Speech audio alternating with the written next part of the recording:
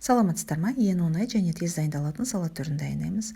Алдымен керекті заттарымыз дайындап аламыз. Бұл тоқтың төсі және жұмыртқамызды қайнатып аламыз. Жұмысымызды қиярдан бастаймыз. Қиярымызды осындай көбік ретінде тура бастаймыз.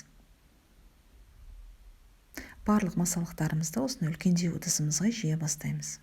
Пекин қырыққабатын тураймыз. Қатты ұсақтап жібермейміз, тек іш жағындағы осындай жұмсақ жерін істету қажет.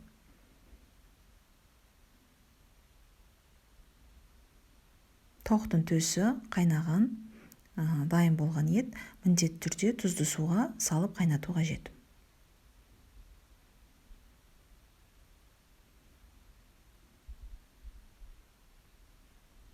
Қайнатылған жұмыртқаны де дәл осындай етіп турап аламыз. Үстінен консервіленген осындай бұршағымызды саламыз және укроп.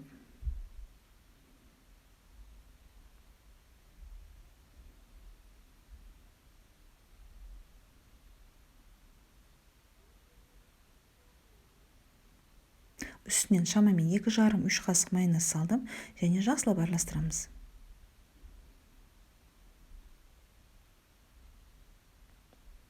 Салатымыз дайын, міне осылай етіп дастарханға тартамыз.